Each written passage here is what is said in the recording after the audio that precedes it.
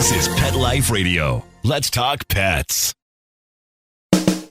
Welcome to Animal Rights on Pet Life Radio. This is your host, Tim Link, and I'm so super excited you're joining us today. We've got a good friend of the show, as they say, a good buddy of ours, and a fantastic writer. You know him as the New York Times and USA Today best-selling author, Edgar winning author. It's a good friend, Spencer Quinn. And we're going to talk to Spencer a little bit about the latest book, which is I'm super excited about, Bark to the Future. Love those titles. It's the latest in the Chet and Bernie Mystery. So we're going to talk to Spencer a little bit about that and talk about the title and the writing in the book, the ongoing adventures, as well as any new characters that are in the book. And obviously talk to him about his master craft of writing. So we'll pick his brain a little bit while we got him here. So everybody hang tight. We'll come back right after this commercial break. You're listening to Animal Rights on Pet Life Radio. Take a bite out of your competition. Advertise your business with an ad in Pet Life Radio podcasts and radio shows. There is no other pet-related media that is as large and reaches more pet parents and pet lovers than Pet Life Radio.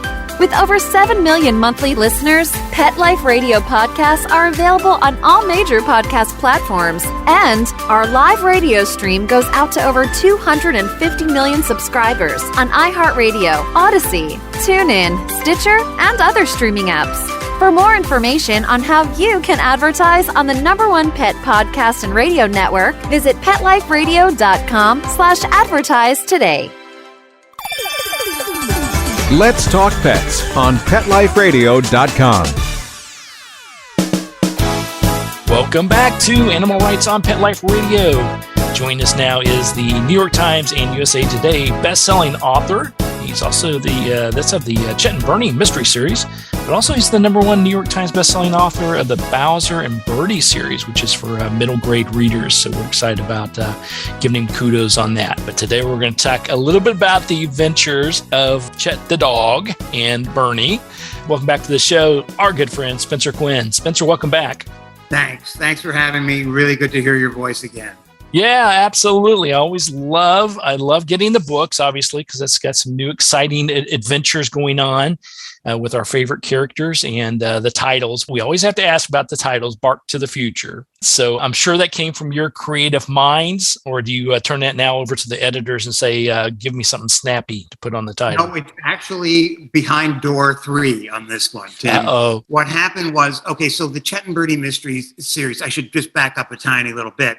These are mysteries that are narrated by the detective is Bernie and his dog is Chet. And Chet narrates the series totally, but he's not a talking dog. That's the key thing readers have to know. He's as canine as I could make him. If you know and love dogs, you know they've got a narrative going on in their head, and that's what's on the page.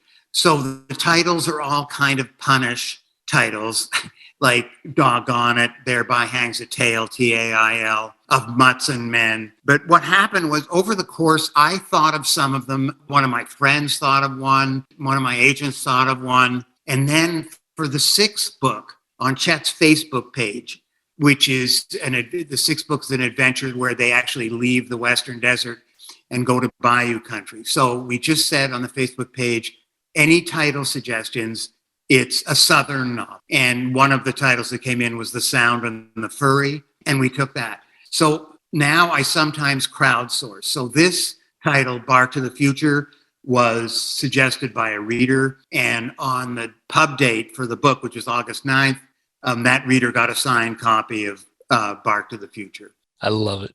Yeah, I love the title because it just fit the book so nicely, and people out there, the Chet and Bernie readers are very creative in their own right. Absolutely. And you throw it back to the fans. And I love that aspect of it because they obviously got a huge fan base that just are always itching to get back to the latest of the Chet and Bernie Mystery series, as well as finding out about what these exciting turns and twists are going to be. But now you're including them in the sort of the title, and they get a signed copy of the book. So the title though. The rest is me. Okay, I don't crowdsource the actual writing of the book.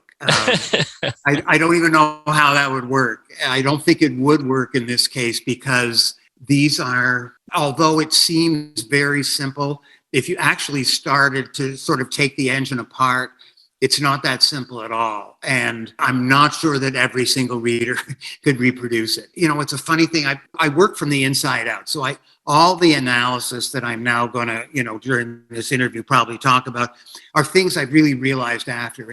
I don't start with like a blueprint at all. I can see the blueprint after the book is done, but I work from the inside out. But one of the things that happens is when the plot of a mystery novel resembles in some way, it's parallel to the solving of a real crime. You add up a whole lot of clues and come to a logical deduction. Well, Chet, the dog narrator, is incapable of doing that kind of thing. And even if he could, when maybe an important clue was being revealed or was about to, he would sniff a Cheez-It behind the refrigerator, where all the cobwebs are, and he goes in for that until he misses the link. So he's actually, in some ways, an unreliable narrator. And when you merge the unreliable narrator with this very strict form, you've kind of blown it up. Think of almost like these shards are now just kind of flying loose.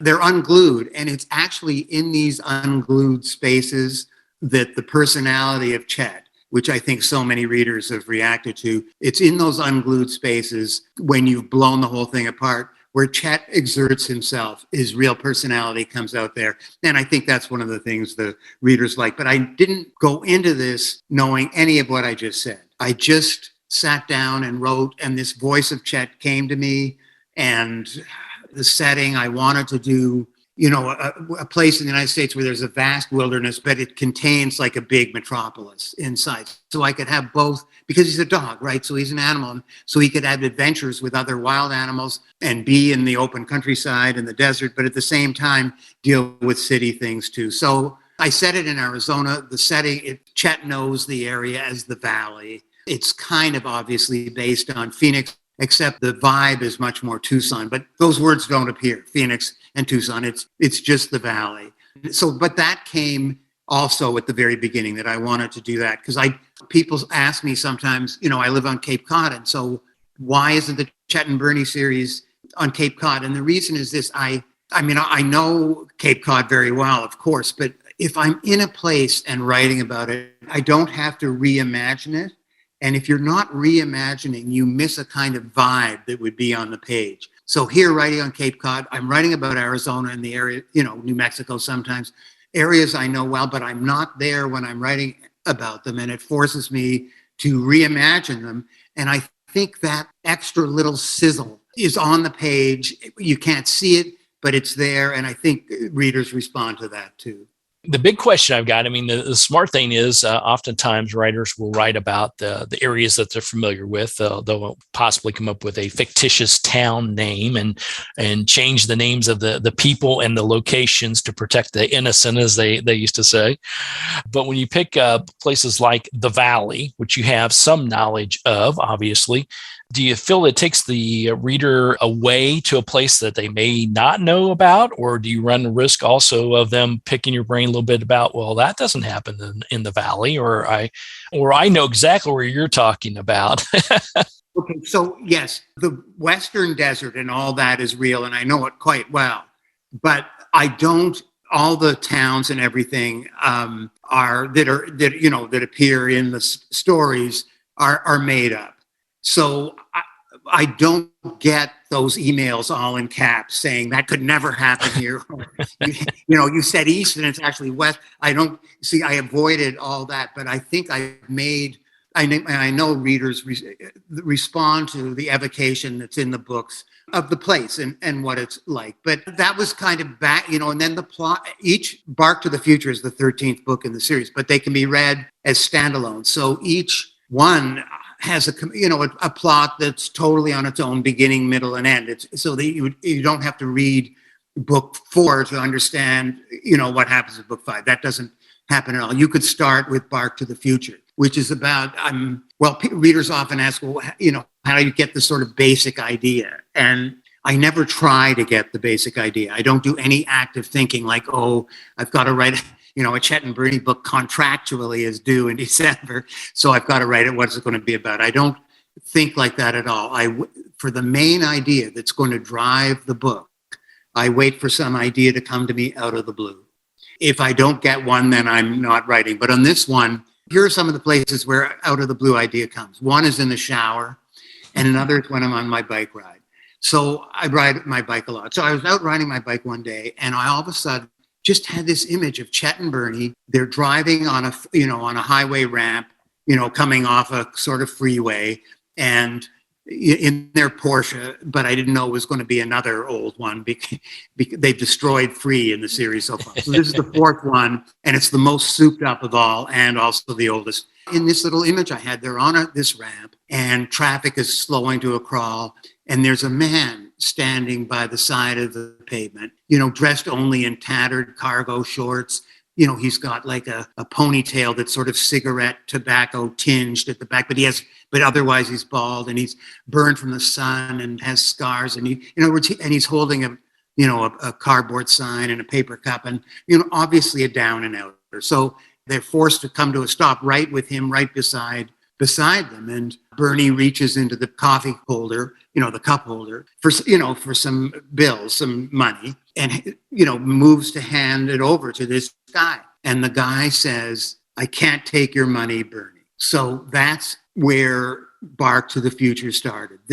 Bernie doesn't recognize this person at all, but he obviously knows Bernie. And so that was the out of the blue idea. And then I began to think, after that, I do more of what I'd call the active thinking, where I'm trying to, okay, now what kind of story can I build from this beginning? And I liked the beginning a lot because it was kind of mysterious, but at the same time, it was rich in a lot of, I knew that there was going to be real, human stuff in this book about people who were suffering and why they were suffering. And so I thought this guy that Bernie doesn't recognize. So Bernie, readers who know the series, he was an excellent high school athlete. He was a pitcher, and it actually got him into West Point, where he blew out his arm. So that was the end of his pitching career. And he had a military career and then law enforcement, and now he's a private eye. But he was a high school star.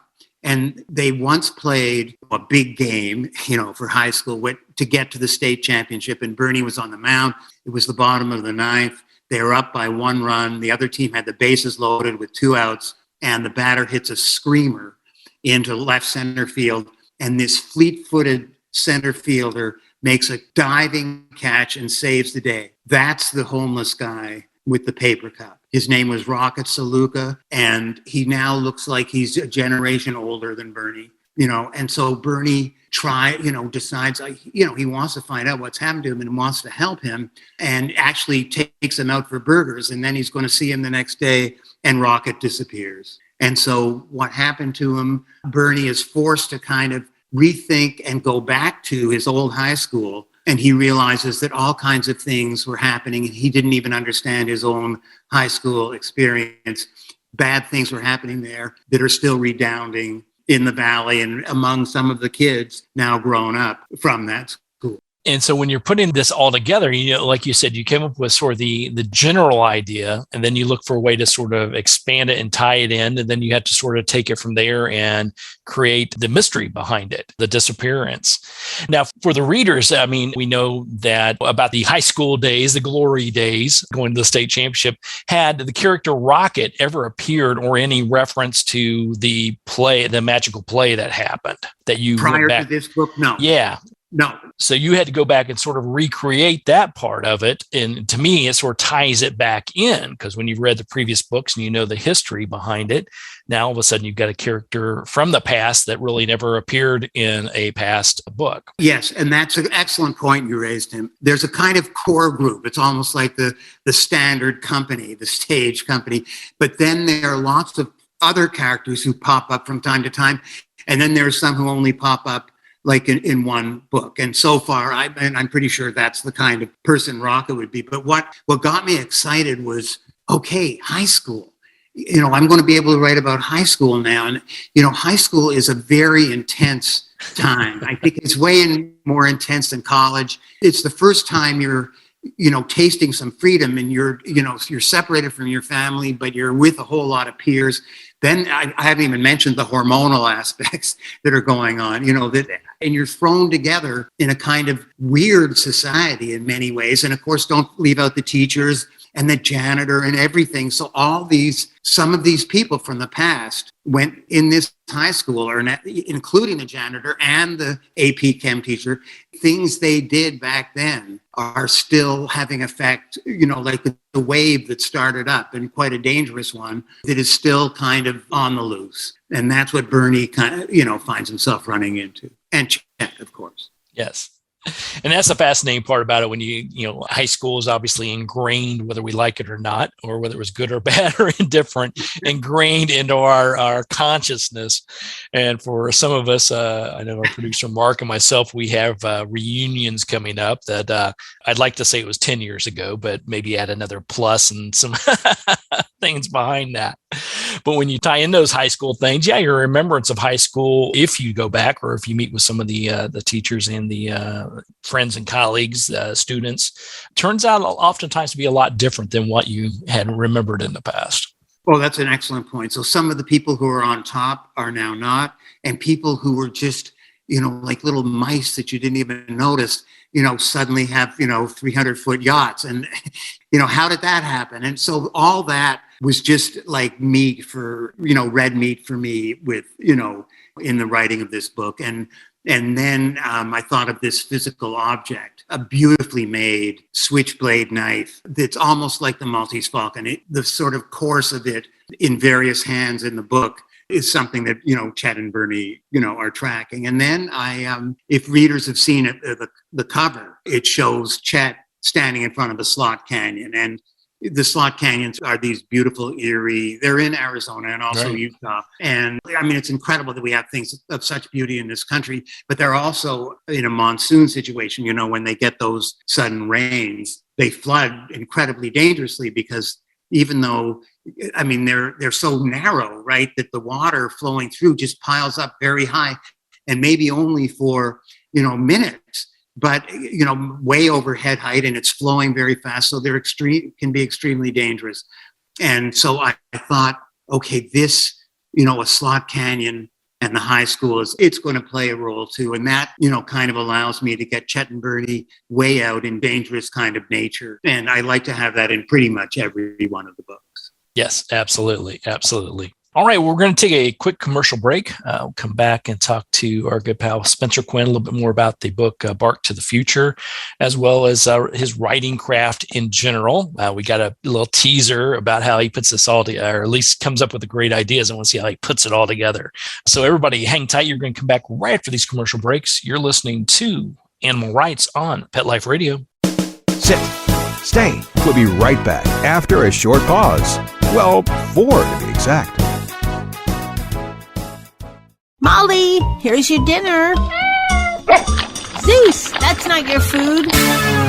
Don't let that happen to your precious cat. Elevate your cat's eating experience with the Cat Tree Tray. The Cat Tree Tray keeps your cat's food off the floor and conveniently located on the cat tree. It's the perfect way to eat. It's a beautiful wrought iron tray that easily attaches to your cat tree and keeps dogs and other critters out of your cat's dish. A must for multi-pet households. There's a 6-inch tray for large bowls and a 4-inch tray for smaller bowls. Purchase your Cat Tree Tray today. Go right now to cattreetray.com. That's cattreetray.com. cattreetray.com. Let's talk pets. Let's talk pets On Pet Life Radio. Pet Life Radio. PetLifeRadio.com. Welcome back to Animal Rights on Pet Life Radio. Continue our conversation with New York Times and USA Today best-selling author and our good pal Spencer Quinn. His latest book, Bark to the Future, a Chet and Bernie Mystery series, of course. Spencer, you were talking about when you're, before break, coming up with the core concept, tying in some of the other pieces, tying in the scenery, the location, the high school, and plus tying in Chet and Bernie. to me, I look at this as, this wonderful little cauldron you putting together or a soup pot, and you put all these wonderful little ingredients in there. How do you trim it down? How do you size it up and make it where at the end we get to this beautiful mystery that we're talking about and get to an ending? Because there's a lot of things going on, or could potentially going on. To me, as a novice, could pull you in a lot of different directions. Well, that's, I've been doing this for quite some time. And I kind of know to stay away from, you can make huge errors in the writing of a book if you go off track, and sometimes it looks like it's going to be a really good idea, but you have to kind of think it through. Well, if I do this now, what will happen? So you want to avoid going into box canyons in your writing. But one of the things that I think guides me is, I think I've made this all sound way too hard because I wouldn't do it if it was way too hard. What I have is going for me in this is the voice of Chet, who tells the story. And I just love writing in this voice so much. And I think a lot of the humor that the readers respond to comes out of, Chet's voice. And when I sit down to write in the morning and it's going to be in this voice, I just feel it's all so fresh to me. I'm not tired of it at all. And and Chet it's almost like at times, rather than plotting, I'm actually sort of following him around, like just seeing this sort of case or this world through his eyes, and actually not so much through his eyes, through his nose and through his ears, because those senses, are more important. And when you apply that sort of description, of smell and sound to these mystery stories, it makes it quite different from all the others where they're, mostly visual. This one is not. And so because Chet's strengths are, his greatest strength is his love for Bernie. And Bernie's greatest strength is his love right back for Chet. But as a detective, Chet's strengths are his wonderful sense of smell. So if there's some kind of bad guy who is masquerading as a good guy, and Bernie is going to trust him, but Chet knows he can smell that he's got a recently fired firearm in his pocket. We, the reader, are kind of ahead of Bernie, and Chet is really protecting him. And so all the situations that develop through writing through the voice of Chet it's like a wind at my back. So all the problems that you were alluding to, and there are plenty, they just kind of fade away when I'm, writing in this voice. So I'm very, very lucky in that. Absolutely.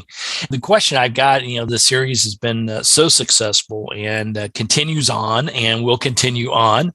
But the question I've got is, as a writer, do you find it is helpful that you've had such a long history with these particular characters, Chet and Bernie, or does it sometimes become a hindrance because there are expectations of what they do, or maybe even we alluded to earlier about fans coming back and say, well, Chet would never do that, or Bernie would never do that, or what about book number, even though they stand alone, what about this book or that book in the series?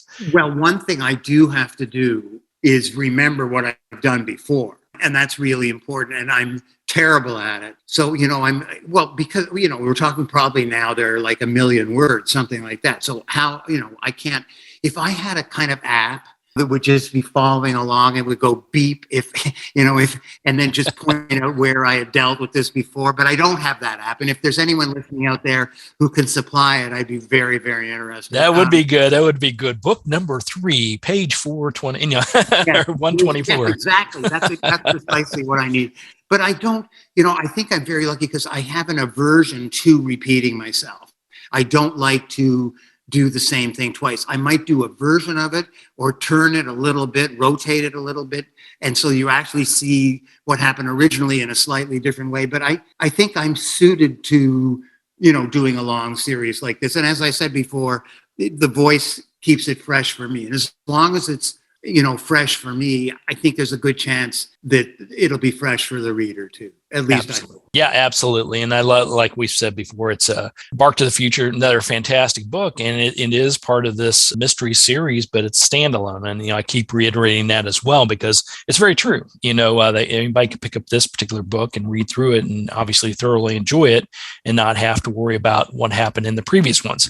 Obviously, there's a lot of fans who want, who's reading every single one of them. So we've got to be cognizant of that too. But it's definitely a standalone mystery for sure. Yes, I don't want readers to feel any pressure about reading in a certain order or anything like that. Okay, these aren't cozies. They're in the middle somehow. There's noirish things that happen for sure, and dark things that happen as well. But one thing that readers have pointed out to me, that Chet, sometimes goes through tough times, but he bounces back to his reset position very quickly. And his reset position is one of joy in life. And I think if readers take that away from the series, I'd be very happy. That's a perfect message. And that's a dog's life, right? Dogs don't let things get them down. They get back to the present moment and bring joy and happiness. And that's the key behind it. Well, Spencer, after being a writer for a minute or two in your life, do you find your routines and how you go about crafting your gift, has it changed over the years? Has it modified, or have you been pretty true to, whether your method is X number of words a day or 5:30 in front of the computer, or a long bike ride before you sit down? How do you feel that's changed over the years, or has it stayed pretty consistent since it's been so successful and it gets engraved into maybe a routine? I get quite a lot of physical exercise. Either I ride my bike or I go to the gym or I play tennis most mornings before work. So I get up, I handle like social media thing because, Chet is on Facebook and has a blog as well. So I handle all that. And then I, go have a workout of some kind. And then I come back and have like a late breakfast. And then I get to work. And I actually do, Tim, have a goal of, I try to write 1,000 words a day. I hardly ever do it. So I give myself kind of a goal that I can't meet. But I try to write, when I'm writing, I try to write at least pretty much every day. And even if I don't do a lot, at least I've advanced the story. So I'm not where I was before. And it just keeps building and keeps building. And eventually it's like you're pushing a huge, heavy ball uphill. But eventually you get to the top and it's moving on under its own momentum. And that can happen actually quite early in a book where suddenly you're launched and that's a great feeling. But if it doesn't happen early, I'm fine with it, because when you've done it this as much as I have, you have confidence that you're going to be able to pull it all together. I mean, that, it would be unrealistic not to. After, I've written more than 40 novels. So, no matter how dense I am and blockheady, I must have learned something. That's it. And listen to your inner dog, your inner Chet. That's always the key. Chet will never lead you the wrong path. Exactly. Or Bernie. Bernie's like the sidekick to Chet. Chet rules everything. Yes, you can't.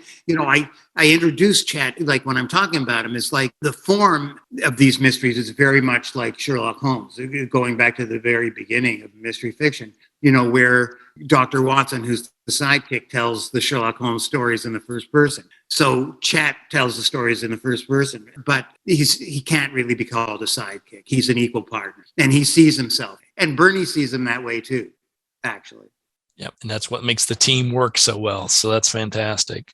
Well, Spencer, where can people find out more about Bark to the Future, pick up a copy, any events or any online events that's going to happen? Obviously, everything is posted on Chet's Facebook page. So it's Facebook/Chet the Dog. And then Chet also has a blog, chetthedog.com. And so all the information, when there's going to be an appearance or any online thing, those are, they're there for that. And and the book is out and on the loose. So there you go. Available. Yeah. Fantastic. We'll make sure we get that posted as well as the interview. But everybody pick up a copy of the latest in the Chet and Bernie Mystery series by Spencer Quinn, Bark to the Future. And another wonderful job by you, Spencer. We really appreciate it, and really appreciate you coming back on the show. It's always good to hear from you. And I do consider you a master of your craft, so I always like picking your brain a little bit about the whole writing process. Well, thank you. And thanks for having me. I really enjoyed it. Absolutely.